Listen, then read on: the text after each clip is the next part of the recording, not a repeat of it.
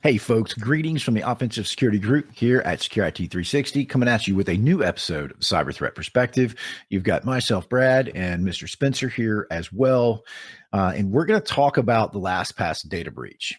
So this thing has been kind of an ongoing saga for some time. We've alluded to it in several other of our podcasts. And I think it's time we take this thing head on, right? We're going to grab it by the horns and we're going to take it on. Before we get too far into it, though, as always, if you find this useful, please rate, share, like. That's the best way that you can help us out in spreading the word about the work that we're doing here. So with that said, man, I'm exhausted with this. I'm exhausted. And, first I'll say, and I shared this on LinkedIn earlier today, is I empathize, right? We all do. Yeah. We all empathize with LastPass, with the security team, with anybody who's going through an incident like this. When you dig into the details of this, they were not attacked just once, but they used data gathered from the first incident to go after them again and really put the hurt on them, so to speak. Yeah. And, we'll talk about recommendations. We'll talk about things that maybe went wrong and, what happened and give our 2 cents on the subject and, what can be done next time, what can be done going forward. And for people listening, what can you do, right? Yeah. To prevent this kind of thing. But first is we empathize. We definitely feel for LastPass and the security team. And this episode, again, like the other ones, is not meant to cast shame or point fingers at LastPass, because let's be honest, this could happen to any company, right? This could happen to any one of our organizations. And it's not necessarily, this episode is not to call fault to anything that they did, just to point out design or architecture flaws and point out the mistakes so that we can all learn from it and grow from it and help prevent these kinds of things in the future, right? I agree. At no point will we ever, turn the work that we do here into some kind of assassination or blame game or anything like that. Because like you said, this was a very well thought out, well planned, advanced attack that was specifically targeting an individual user at an organization. This wasn't that some dude downloaded some drive-by malware and suddenly they got ransomware and, we're all here talking about it. This is a significant event. And so, really, like you said, what can we take away from it so that maybe we can prevent this from happening to us, right? Yeah. So a couple of details first. LastPass just yesterday released, or depending when you're listening to it, 2 days ago, released some additional information about this incident. They're calling the second incident. So there was the first incident, and like I said, the threat actor gathered the information and regrouped and went after them again in this second incident. Yeah. So a senior DevOps engineer, their home computer was compromised, and it was compromised by a third-party software product. That's still speculated what that is, and I won't entertain the speculation game, because we don't know, right? There's still unknown. There's lots of hearsay, but a third-party product, like, think of a third-party software component like Adobe or Flash or, Windows Media Player or, Spotify. I'm just looking at my apps, right? Notepad. Yeah. Right? All of the applications you download, right? All can have vulnerabilities. And it just so happened that there was a third-party product installed on this DevOps engineer's computer that left his computer vulnerable, right? And somebody targeted that. That's not, like you were saying, that was not it doesn't appear to be, at least, a drive-by thing where they accidentally did something. This looks to be a sophisticated, targeted thing to a specific group of people. And we'll talk about that in a second. But a couple more of the details. Apparently, according to LastPass, there was a keylogger installed on the engineer's computer. So a keylogger, when you log into a website or something, that captures all the keystrokes. And from that, somebody can, ascertain what your password might be if you're logging into a website or a password manager, right? So that gave the threat actor access to a corporate LastPass vault. And unfortunately, that engineer was one of 4 people, according to LastPass, that had access to that corporate vault. So that's, again, why we say it seems very targeted towards that individual. So those are some of the details right off the bat. But man, it's tough when something that targeted happens. It is, and I can't promise you that the same attack wouldn't be effective at many other organizations, right? Because Sure. You're talking about the third party software being initial access method. At any given moment, just about every working PC is going to have a handful of 0 days on it, right? It's a reasonable bet that at some point you're in a state of unpatched. And those of you that work in corporate vulnerability management and places like that have visibility into that, I mean, what's an SLA on a critical risk patch, right? It's usually a couple of weeks. It's certainly not hours. And so, keep that in mind when we're talking about this situation. And it was a third party software. So it wasn't even a missing Microsoft patch. It was, it could be some codec, that I downloaded so that I could play 3GP files, or who knows. Right. But I guess I'm saying all of that to say, put yourself in their shoes and think about, like, okay, would this work on me? Right. And yeah, it's up until this point in the conversation. Yeah. Pretty good bet it would, right? Yeah. And so from there, according to LastPass, again, they were alerted to this anomalous activity through Amazon, right? Through Amazon's cloud identity and access management interface, right? So there was some suspicious activity, and because the threat actor was using a legitimate account, that the engineers, it's kind of hard to sift through all of that, right? As you would expect. They got backup data. They got a whole bunch of data was accessed, right? DevOps secrets, cloud-based backup storage, MFA shared secrets, MFA API keys, or secrets. So some pretty hefty stuff that was kind of accessed there. And I don't want to jump over anything that you wanted to cover, Brad, but there was a lot of data that was accessed, and there's some important things that I think we are important to talk about when containing this or talking about mitigations for this. But the articles that will be in the show notes and the news that LastPass released does have a full list of all of the data that they know was accessed. Right. And some of it's pretty scary stuff too, right? I do find it interesting. So two things for me here that I want to start off talking about, right? From a lessons learned perspective. Number one is that engineer, like, it is, I think it is a reasonable assumption, but it is an assumption. I want to be very clear about that this engineer was known to the world as a very important component of LastPass, right? What I mean by that is his LinkedIn profile probably says he's a senior developer for LastPass. He's probably posting on forums and having discussions in the open in the guise of that role, making him a target for this. And, I'm not saying you shouldn't do that, but I am saying that you need to be cognizant of the impact of that. And we have this conversation with law firms all the time, right? Because everybody loves to put themselves, and we're here doing it right now, putting ourselves forward as experts in this field and potentially making ourselves targets. And so we have to be cognizant of that and understand what that really translates to. So it would be a reasonable belief that this guy would be a target, right? So immediately I would want to have shields up when we're talking about what this guy's doing on a day-to-day basis. I don't even know if it's a guy, but that, and I also want to talk about the fact that it's interesting to me that Amazon was the one that caught it, right? So all of the things that were going on and the Amazon's anomaly detection picked this thing up. That's an important lesson too, right? What was the EDR doing? Right. Which it's a personal app. It's his personal system. We'll get into that too. Right. Mm-hmm. Is should we be monitoring those systems? But, but at some point, and this better than anybody, right? Even if they did have EDR, it's not the end all be all, right? We should have monitoring at an individual level on the systems that exist within our ecosystem. So there have to be multiple failures of monitoring and detection for us to get to the point where, how long did this incident take place? It was a while, right? Yeah, I don't. They had access to this for a while. Yeah, I don't recall what the exact timeline was. Looks like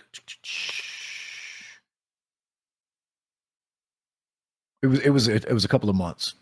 Yeah, like long enough. I feel like we should have seen some anomalous behavior, right? Yeah, I haven't But pulled anyway, it up to see exactly, but I think you're right. I think it was a significant amount of time in terms of identifying 2 months, bad August to behavior. October. Yeah. Um, so I say that to say this, we at Security 360 live in the IR space. We live in the SOC space, and we'd like to think that we do a really good job of monitoring the systems that we are tasked with doing so. And so I would just ask the question, what was this monitoring status? What controls existed to monitor the behavior of the systems in question? Because a lot of systems are impacted. Yeah. Right. And it brings up the question of BYOD, right? A lot of organizations, Yeah, man. when they started work from home, right? A lot of them could not deploy a fleet of computers fast enough, right? Mm-hmm. So they had to use home computers to continue business, right? So these BYOD policies and devices came online. And with BYOD comes shared computers. It's not just Sally Joe in accounting, it's her son and her husband or whoever is using that shared computer potentially, right? A lot of BYOD policies prevent that, and rightfully so. But that is another question to this: was this a BYOD kind of device, and was the security solutions even allowed? Right? I think that is still speculation based on what we know or the information that's been provided, and that can be very difficult for organizations to navigate too. Right, because some users are like, no, I don't want any of the company stuff on my computer. Right, I don't want you snooping on me, right, and Sure. things like Then that. you're not logging into anything this company owns. Right, right, and that's where a lot of some of our recommendations come is if you go that BYOD route, you have to be sure you have strict control of those devices in some way to prevent this kind of thing. Yeah. So that to me is interesting too, is where does this BYOD argument live? I'm leaning towards, like you, there's really no reason for BYOD in the workplace unless there's certain circumstances, right? Yeah. But Yeah. there's inherent risk to that you can't control, and you can't control a lot of it, unfortunately. Yeah. I mean, look, man, the whole BYOD thing, that's been a discussion for 20 years, right? And there are good solutions for it. And this is where I think, I'm going to beat up on LastPass a little bit. They're not the only ones, right? We're just happen to be talking about this situation, but we have been leveraging technology to solve BYOD problems for, again, 20 years. This is not a new problem. I understand the scramble during the epidemic of people rushing home, but I also understand that we are like year 8 into a zero trust architecture movement that has very good known controls. The reason the IAM thing triggered is probably because it fell into the category of a risky sign-in because its behavior was outside the norm. Those controls exist everywhere that you want them to exist. And even in places that they don't, there are third-party zero trust architecture proxies that will solve it for you if you're dealing with an older application. And so I'm saying all of that to say, yes, this is an unfortunate situation. I'm not beating up on anybody too bad, but at the same time, there are multiple gaps that we see here that there are too many good solutions for us not to solve. Yep. And when it gets to personal devices, you're alluding to some of those controls and MDM. If you're in the Microsoft world, you're looking at Intune. There's third-party products, but with those MDMs, you can control the applications that get installed. You can control some of the security configurations, so you can potentially restrict these untrusted or unknown third-party applications. There's a lot of control you can have with that, right? There's application allow listing. There's a whole suite of things that you can do. Now, when you get to a personal device, that again gets a little bit tricky, right? But if it's a personal device, it should be enrolled in MDM. It should have certain policies applied to it.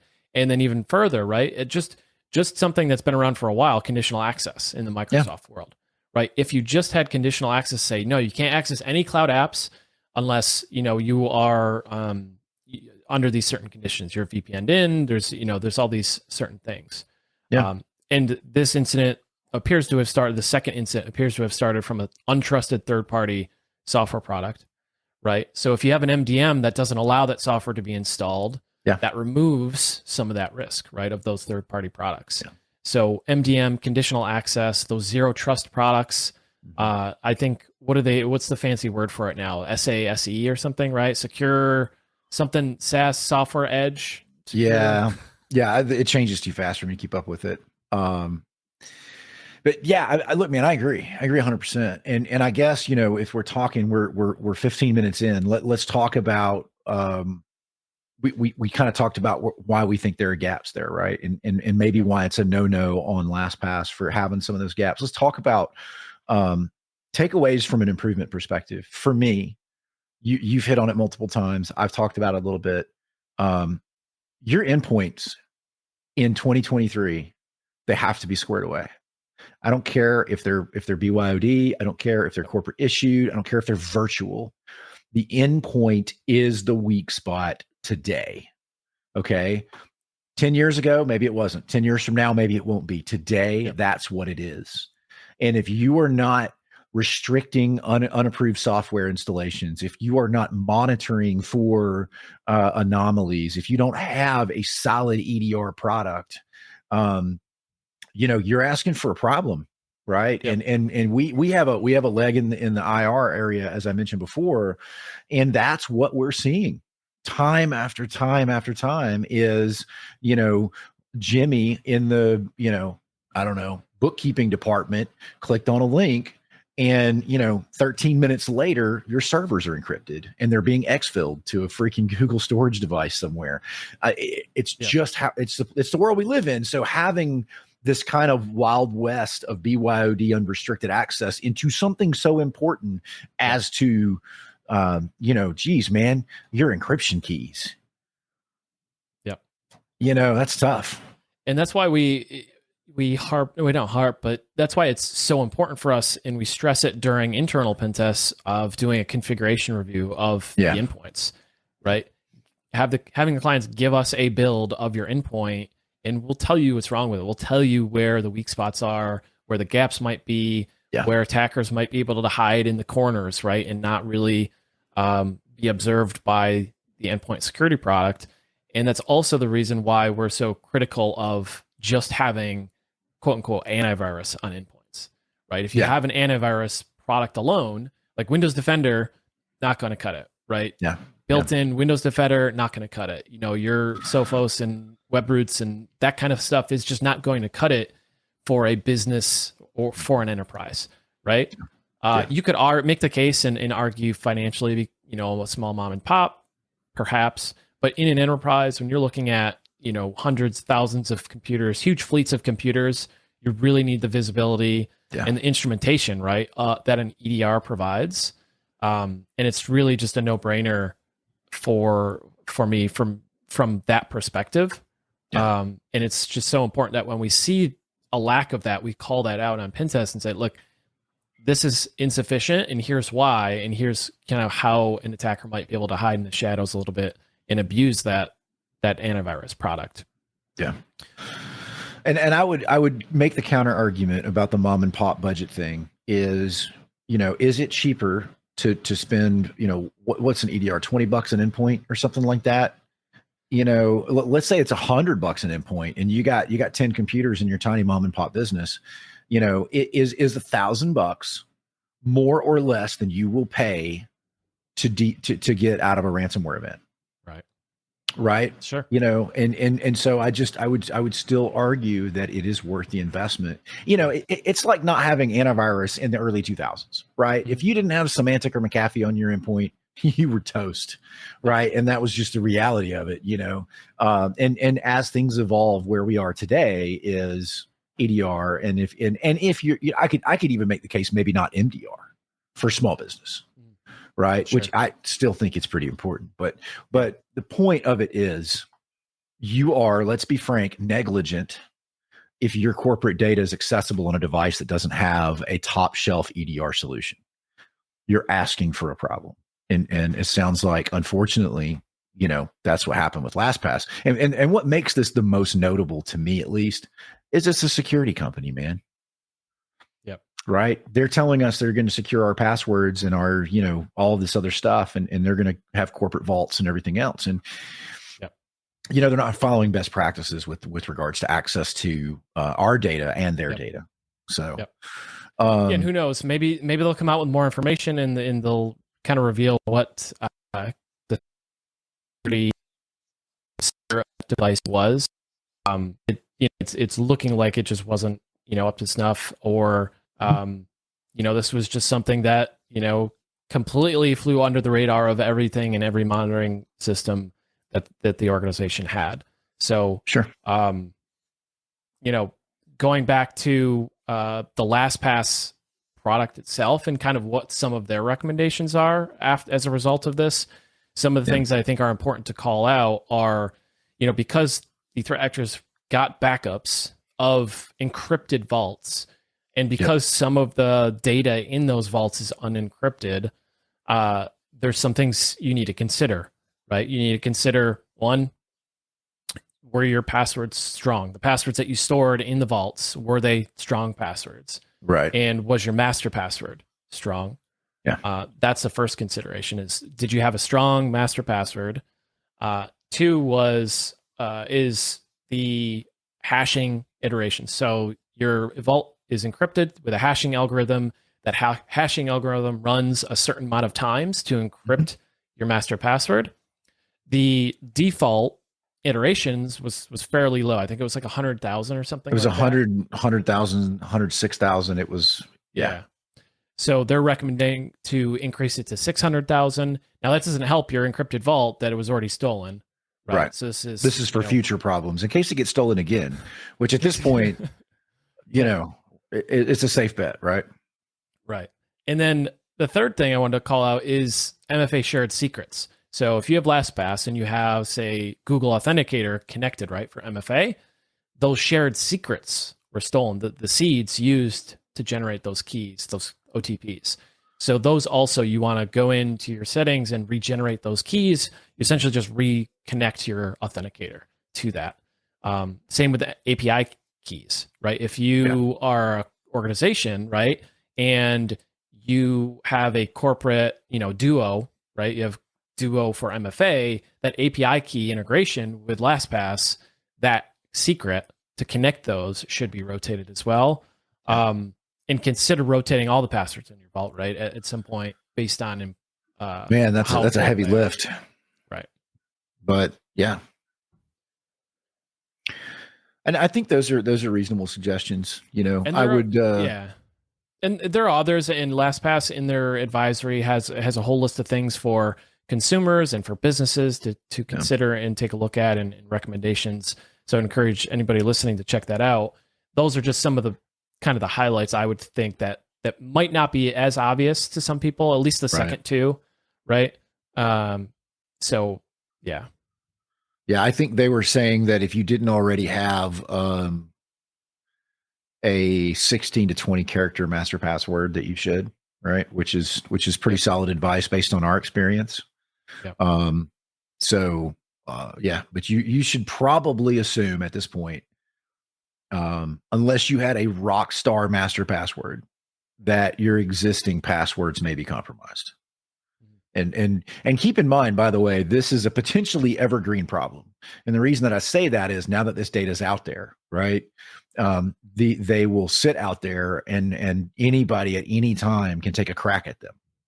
And so once they start getting distributed on the dark web, and we do this too, right? We go out and we scrape the dark web for compromised passwords, both plain text and hashed and encrypted versions. And then we may try to crack those as part of our offensive security efforts, depending on what is in scope. So, you can expect this to be problematic kind of forever going forward, especially those out there that are using LastPass that have weak master passwords. I would absolutely assume that your stuff is compromised, because that's bad guys got what they were after, and that's what it was. Probably. I'm making some assumptions there. And it's like, MD5. MD5 was, secure at some point. There are hashing algorithms that were considered secure at some point that are no longer, right? They're being deprecated quite regularly. And, as technology advances, as AI and machine learning and all of those fancy things, and, quantum computing, It's only going to get worse. Yeah. At some point, in the future, those vaults will become possibly decrypted, right? Yeah. It's just the way technology works. So, yeah. Yep. Just another reason not to use passwords, man. Yeah. I wish we as an industry could get away from it. I know it's not going to happen. It's not even on the horizon, but I really wish it would be. They're terribly problematic for us. Microsoft's pushing passwordless, and with things like Windows Hello and YubiKeys and like physical tokens, it's like kind of somewhat there a little bit in a pseudo fashion. But yeah, I think to be a scalable and intuitive user experience for passwordless, it's definitely a long way out. I think configuring it is still clunky, and administering it is hard, and there's a lot of problems with it. And a lot of people just like that failsafe. Like, if I have this password, I can access this thing. Like, what happens when that's not there, when we don't have that sense of security? Like, I don't know. Yeah. It's an interesting question, because, the reality is we're in a place that we had no idea we were going to be 10 years ago, even less so 20 years ago. And so we have this convergence of all of these different technologies, and now we're suddenly going, wait a minute, we should try to do this in a secure way. And we have, 60 years of engineering in a non-secure manner that we're trying to wrap security around, and it's just non-conducive for that. But we do a good job. I think, overall. This could have been the 1700th attack against LastPass, and they finally got through. Who knows? In reading the attackers' methods and understanding what we do for a living, right? We do what this guy did for a living. What he did is not difficult, and it is an advanced technique. The things that they are doing were advanced. Like I said, it was not an accident, like, your grandma accidentally got a virus kind of thing, probably. But yeah, man, we got to do better. We as an industry, especially for those of us in the cyber industry, we got to do a better job. Yeah. And it's just a stark reminder that this kind of thing happens all day long. It just so happens that LastPass is a really big company with a lot of users. And they had a big target on their back. And, kudos to them. The last thing I'll say is kudos to them on sharing the details they have shared. They've shared a lot publicly, and they're trying, it seems like they're trying to be transparent. I'm giving them the benefit of the doubt on that. I agree. Being transparent and trying to do what's right to inform people, but not give away too much so as to kind of paint them into a corner, right? Yeah. I agree. And get themselves into trouble, whatever that trouble might be. Sure. So kudos to them on releasing that information and sharing it, so that we can learn, we can grow as an industry and get better. And, every time something like this happens, I think it's just a good opportunity to just remind ourselves of what is required. The basics, the blocking and tackling, the stuff that we always talk about is the most important things. And then you start layering on all those additional fancy things and additional capabilities. So, yeah, I mean, generally speaking, the stuff that we talk about on this show is not hard. None of this requires, being a rocket surgeon. I would say it just requires, like you said, blocking and tackling. What's the most important thing? Let's go step by step. And the reality is, man, step number one is the posture of your endpoint. Yep. So that for me is, if I had to pick one takeaway, it would be that. Yep. And the last thing I'll say is threat modeling, right? So like, yes.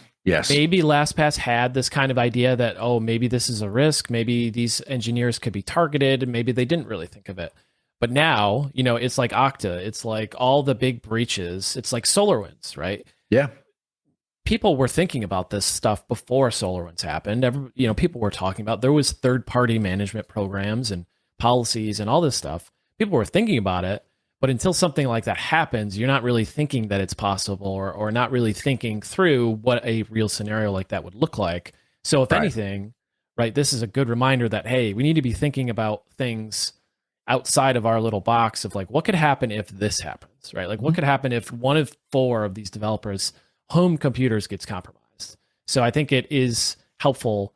And I think a lot of people are going to be thinking about that going forward and looking at things outside of their network, right? Outside of kind of their traditional view of what is security and what is my environment, to kind of think and threat model some of these things and figure out who's after us, what data are they after, how could it happen? Yeah. Et cetera. I agree. And look, man, just going in, I know we're running low on time, but one of the things that you always ask at the beginning of an engagement is, where are your crown jewels? What do you lose sleep about at night? And I think had we been working with LastPass, the answer would have been, well, we've got a couple of million humans worth of passwords, and access to that is really important to us. Again, threat modeling, dude. That who's got access to that? Oh, these 4 guys. Okay, what kind of controls exist? Where are they accessing it from? Yep. Just that conversation, at a technical or even at a board level within LastPass may have prevented something like this. So, let's recoup. Let's try to do better, and hopefully this gives you guys something to think about with regards to, hopefully you come out of this podcast and you go, holy smokes, man, I really need to evaluate where I'm at with XYZ.